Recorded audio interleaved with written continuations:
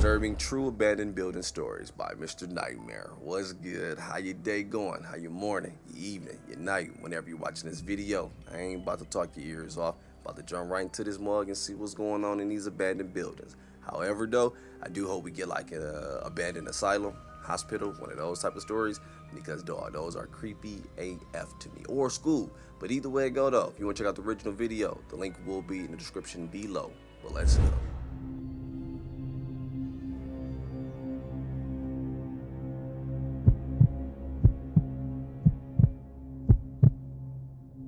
There was a house by me nicknamed Ghost House because construction was never finished on it for the longest time, and it had been sitting vacant and unfinished for years. It was on an already kind of sketchy block with a lot of houses that appear to be either vacant or the owners of the houses just don't care about their properties because there's a lot of overgrown grass and weeds. My friends Jenny, Luca, Kylie, and I were bored just driving around town late one night. We got some fast food. Then Luca floated the idea of checking out the ghost house. Like, actually checking it out, going inside. The girls were on board, and so of course, so was I too then. We parked a few houses down. This street only had one street light. The rest of it was dark, and a lot of the houses didn't have any lights on. So it really was a dark and kinda creepy block. Like I said, the neighboring houses seemed abandoned too, even though they weren't due to cars being in some of the driveways. We were all sure to be extra quiet getting out of the car and walking over to the ghost house. Seeing this unfinished two-story house in the dead of night gave off eerie vibes for sure. Next up, we had to figure out a way in. Of course, we tried the front door and it was locked. We then walked around the house trying every window until one of them slid right open. Jenny was the smallest, so she climbed in through the window and then went to unlock the back door for us. Only it was already unlocked, meaning anyone could have just walked right in. We entered the house that smelled like a mix of wood and some kind of rotten cat piss kind of smell. The first floor was a lot more finished than I was expecting, and it was pretty big with lots of rooms, but there was no furniture. We kind of all split up going different ways. I went up the stairs to the second floor, and up here was a bit more unfinished, with a lot of the wall framing exposed. I heard rustling around from downstairs, the sounds of my friends being a bit too loud, so I went shh really loud down the stairs. Upstairs was pretty empty, so I went back down to run into Jenny, who asked what's upstairs. I said it's a bit unfinished up there. She then proceeded to go upstairs and check it out anyway. I proceeded to look for the basement, and I found it beyond a brown door right under the stairs leading upstairs. As soon as I opened it, I got a whiff of that cat piss type smell I was talking about. I started walking down the steps, and as I got to the bottom, I could see the basement looked a little more decrepit than the rest of the house. The concrete floor was stained with some brownish, rusty-looking material. My first instinct was to think paint, but the color could also match blood. I looked around the mostly empty space and found in one corner a small wooden chair and a little table with a book on it. It was the Holy Bible. Ooh, shit, I heard footsteps coming down the steps. I said in a volume slightly above a whisper, "Yo, come check this out." When I heard no response, I turned around but didn't see anyone by the stairs. I said, "Who's there?" Then I noticed a girl sitting down, leaning on the wall. Only it took me a second to realize it wasn't Jenny or Kylie. It was some random woman with extremely long and messy hair looking right at me. Then I heard one of the girls upstairs screaming, followed by Luca calling my name saying, "Let's get out of here." The only words I could muster up were "holy shit," and I ran out of the basement and up the stairs. I saw my friends running out through the back door. I had no idea what they had seen, but I was right behind them. Right, I don't care at all. I ran back out front towards the car and didn't stop until we were in. I asked them as we started to drive away what they saw, because I saw some deranged looking woman come down to the basement. Everyone was talking over each other, but one of the girls finally managed to explain that they saw two men standing in one of the empty rooms on the first floor. They saw some dark objects on the floor in that room, but they couldn't find out what they were in those brief seconds before running away. They didn't get a look at their faces, but they were men based on their statures. I don't know what the hell was going on in that house, and if we ran into some satanic cult, or if we just ran into some homeless people. You couldn't pay me to ever go back to that house again. I don't live in that town or state anymore, so I don't know what became of that house.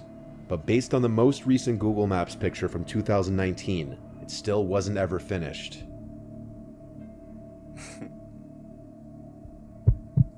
I wish we would get the city and state a little more. I ain't gonna lie, though. But yeah, it wasn't that creepy because it definitely just felt like some homeless people just standing in that mud. Probably some J's standing in that mud. Because if they wanted you, they could have got you. I don't think it's as extreme as a damn cult, but yeah.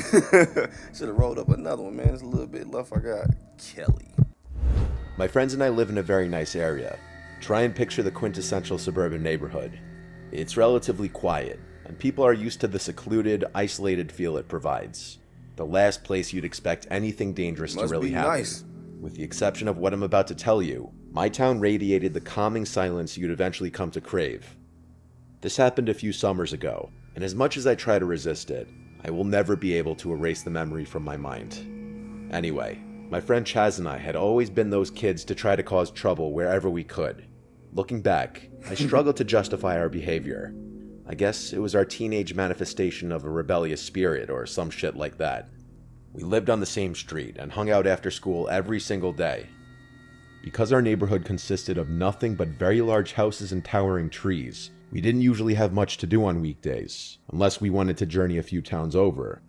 So we ended up making our own fun most of the time. In our neighborhood, there was a well-known mansion at the top of a hill that had been abandoned for as long as people could remember. It wasn't really special. Every kid who lived in my town had been inside.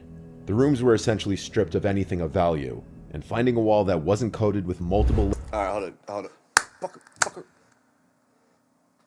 I'm gonna kill that bitch. Hold up, this gnat getting on my nerves, dog. Hey, but he ain't lying, though. When you in the burbs, it ain't nothing to do with that, more. You do legit gotta make your own fun. I remember, me and my partner already told her story, just riding through these random woods on the four-wheelers, dog. Cause I ain't nothing to do this much, just shooting shit with paintball guns.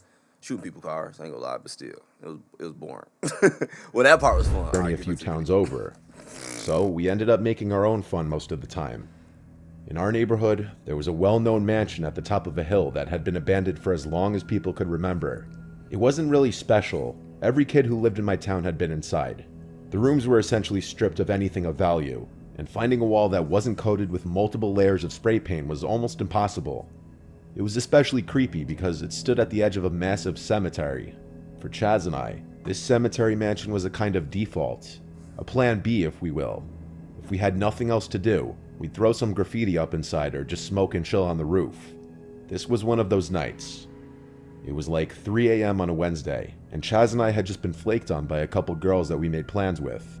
The two of us were kind of upset. I would too. I mean, you at 3 a.m. in that damn haunted cemetery mansion? Hell no. You ain't getting no coochie. I had just been flaked on by a couple girls that we made plans with. The two of us were kind of upset, so we figured chucking rocks at the cemetery mansion would be a decent way to release some energy. Had we been sober, we might have been more cautious about doing something so stupid.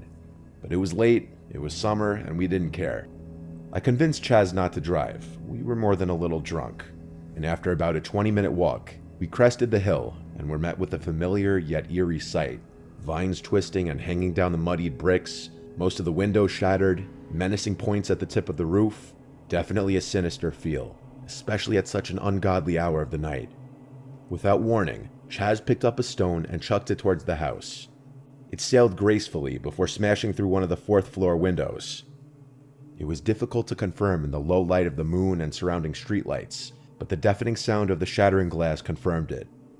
Gleefully, I picked up a rock and did the same, puncturing one of the second-floor windows. Before the mansion's fourth floor, there was a single small window, probably an attic, that stood lonely as the highest room in the house. Chaz challenged me to hit it. I missed a good 10 throws before giving up with an aggravated sigh. Chaz grinned, picked up a rock, and said, "Watch this." He took a long look at the tiny target and launched it. I watched in awe as the rock flew through the air, shattering the attic window with a satisfying crash. I was shocked. The two of us stood there for a second, admiring what just happened. Chaz was about to pick up another rock, when I, still looking at the shattered window, saw a dark object fly out of the emptiness and sail down towards us.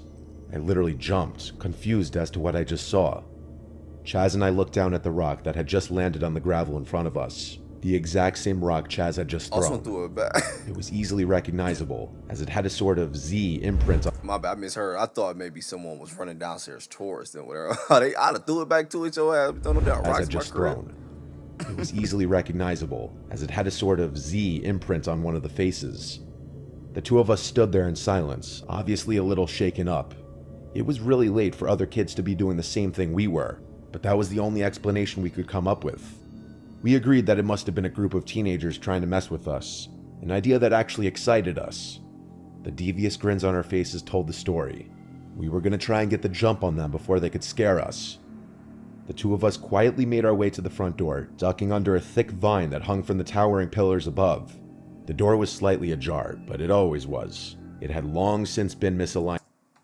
My bad, hold on, let me resync something real quick. I just saw something. Let me go back a little bit. Two of us quietly made our way to the front door, ducking under a thick vine that hung from the towering pillars above.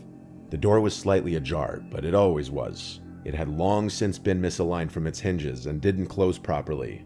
As quietly as we could, we stepped inside, our eyes adjusting to the minimal light and our noses to the smell of mildew and rotting wood. We slowly made our way up the creaky stairs, unable to silence the sound of shifting wood beneath our feet. We had made it to the 4th floor and were positioned at the base of the final staircase. Interestingly, we had never been up there. The entrance to the roof was on the opposite side of the house, and this room must have eluded us. Chaz took the lead and I followed directly behind.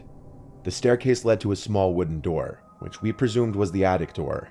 Chaz put a hand on the doorknob and even looked back at me. I nodded, and in one fluid motion, he flung the door open.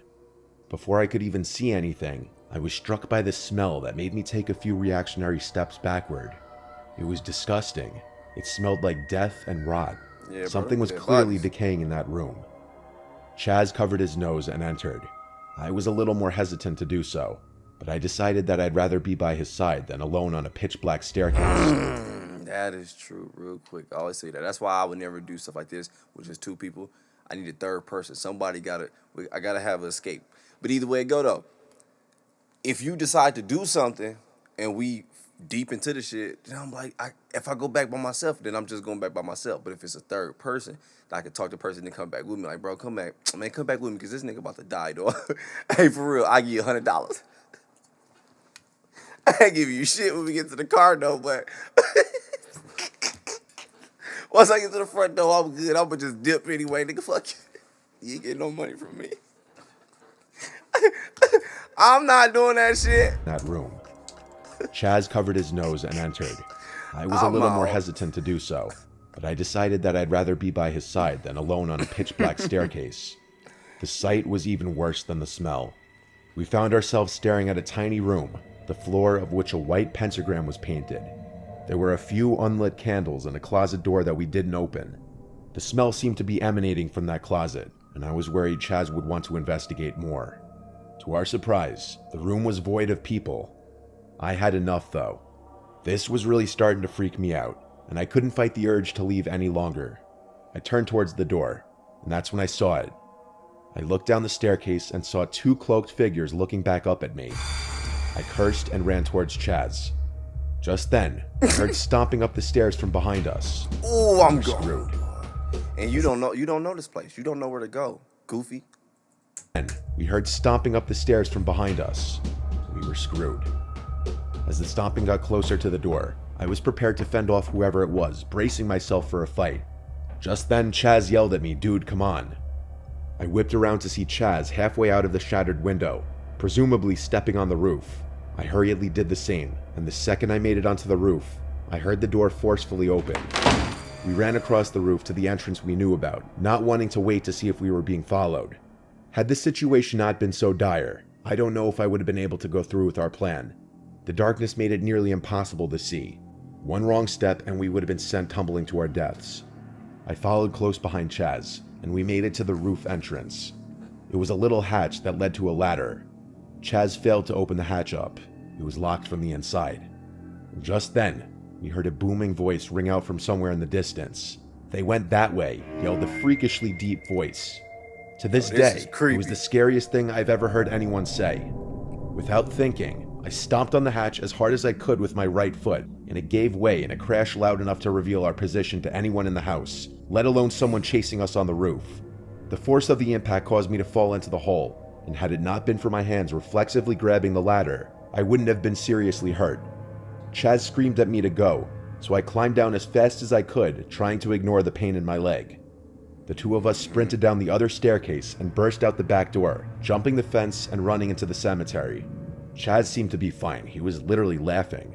I, on the other hand, was so scared. We laugh too, but once we get away, dog. Like, wait, we this ain't over yet, man. Hey, this story is creepy as hell. And it keep going more and more and more. It's like, oh, I think they're about to just, right when I think they're about to escape. It's like, no, this happened. Chaz seemed to be fine. He was literally laughing. I, on the other hand, was so scared I could barely think. I never thought squatting behind a gravestone in a cemetery could be so comforting. Chaz and I maintained a watchful eye on the mansion, half expecting someone to be following us. We waited, and just when we thought the coast was clear, we saw a group of 4 or 5 cloaked figures circling the property, frantically searching under bushes and trees.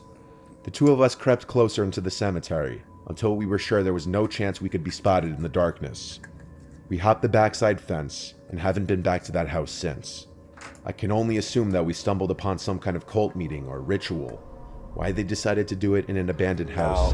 I'm trying to get this damn grinder. Now that one sounds like a freaking code, dog. I ain't gonna lie to you. Stumbled upon some kind of cult meeting or ritual. This story was wild. Why they decided to do it in an abandoned house is something I still ask myself. What do you mean why? That's perfect where to do it.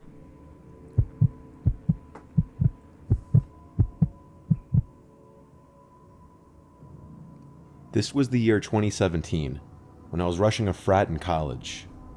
Towards the end of our pledge process, our entire pledge class took a trip to an abandoned hospital a few towns over. It was a sort of tradition that each pledge class would do.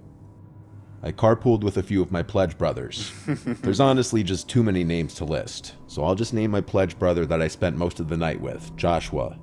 Joshua and I and a couple others carpooled to the hospital, which sat next to a big park, so all of us parked in one of the parking lots in the park. We waited till everyone was there, then started walking down a pathway in the direction of the hospital, until the pathway cut right, and at this point we had to walk through the small patch of woods separating the park from the hospital. I honestly wore the wrong shoes for this. I was complaining about wearing my white Air Force Ones. After making our way through the woods, we got to the property of the hospital, surrounded by trees. Going in there with no fucking white ones. After making our way through the woods, we got to the property of the hospital, surrounded by trees and a parking lot on all sides. Seeing such a tall building, once full of people and lights, standing completely dark. You know he doing a duck walk in that ball. Let me stop. All right, no more playing around. Wearing my white Air Force Ones.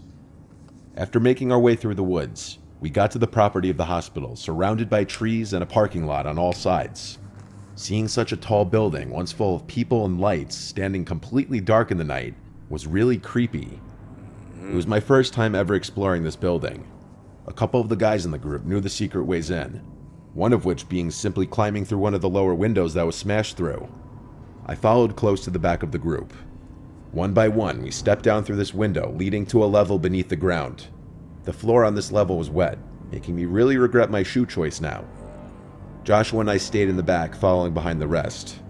There were like 10 of us, so being in such a large group took away most of the scariness of being in a place like this. Agree. We went up the stairs. Everyone's steps echoed through the building. We traversed the creepy hallways that had been abandoned for decades, the walls surprisingly not littered with graffiti. James, one of the guys who was very experienced with this place, said not a lot of people break in because no one thinks to cut through the park to avoid the security in front of the parking lot. Eventually the group started to split up a little bit. A small group of guys went this way, a small group of guys went that way. We were on, I think, the second floor, when Joshua and I decided to go down this separate hallway/corridor. Some of the rooms in this place seemed like they hadn't even been gone through since the place closed down. Others looked like they'd been rummaged through, and had small amounts of graffiti in them. Joshua and I were in a hospital room with the bed and medical equipment still in there, when we heard someone walk past the doorway to the room. We both turned and caught just a glimpse of a black shadow walking past the door out of view. We both looked at each other, then said, "Yo, who is that?" I walked into the hall, and at the end of it I saw someone, standing there. I couldn't tell if they were facing me or facing the wall. All I saw was their body. I said, "Who is that?" Then whoever it was walked into the room next to them. Joshua came into the corridor now, and was confused at what I saw. I told him someone was here, and we should just go back to the group. We left down the opposite direction, back towards our group. Put that shit down, nigga. Let's go. Hey, help me carry this motherfucker. Boy, for medical equipment, oh, you get some pay. Group. We left down the opposite direction, back towards our group. We eventually started to hear the echoing voices of our pledge brothers. As we were getting closer, all of a sudden, there was an almost deafeningly loud, blood-curdling scream of a woman coming from the direction we just came from. If I had to describe the screams, it sounded like a woman being brutally stabbed to death. I noticed the sounds of our pledge brothers went silent now, or maybe the screams just overpowered the sounds of their voices. We ran back towards our friends and screamed, "Go!" All of us ran back downstairs to the lower level where we entered from. Somehow I found myself in the back of the group again. One by one, we all crawled out from that window. The screaming stopped, but now we heard footsteps stomping down the stairs. Hey, somebody drew a dick on the wall. I saw it, dog. The screaming stopped, but now we heard footsteps stomping down the stairs. They weren't the footsteps of anyone in our group. I was screaming, "Go!" See, I don't care what you say, dog. That's why you can't be in the back. I ain't saying I'm gonna set you up in there, but I'm just letting you know off the rip. I'm not in the back. I'm in the middle. Pause. The stairs. They weren't the footsteps of anyone in our group. I was screaming, "Go! Hurry up!" Finally, after Joshua crawled out, I crawled out, the whole time fearing someone would grab my feet. We booked it back towards the cars through the woods. After we got to the cars and caught our breath, I told everyone I saw a person in the corridor where Joshua and I were. That's where the screams were coming from. We all left shortly after that, definitely freaked out. I'm not really interested in urban exploration anymore. That motherfucker said anymore. That mother said anymore, meaning he is done. It's a GG. The messed up the white ones, the G nice. Ah, come on, doggy bone. Hey, but either way it go though, for real though, this one was a pretty good video. I ain't gonna lie, these stories had me on edge, dude, because they felt a little longer than the normal ones he give us. Because normally it's like, all right, we get the story, this will happen, boom, out, we got out of it. But this one was like, as they were getting out of it, it's a little more happen, a little more happen. I was like, okay, I'm rocking with this, Mr. Nightmare. This was a fire video, dog. Hopefully these were some fake stories. Hopefully it was just some good AI made stories. I don't know, dog. But if they true, glad everybody got out that mug safe and everybody's all right, dog. But either way it go, I'm going to go ahead and get up out of here. Enjoy my day. You do the same thing. Enjoy your day, your morning, your evening, your night whenever you're watching this video. But I'm out.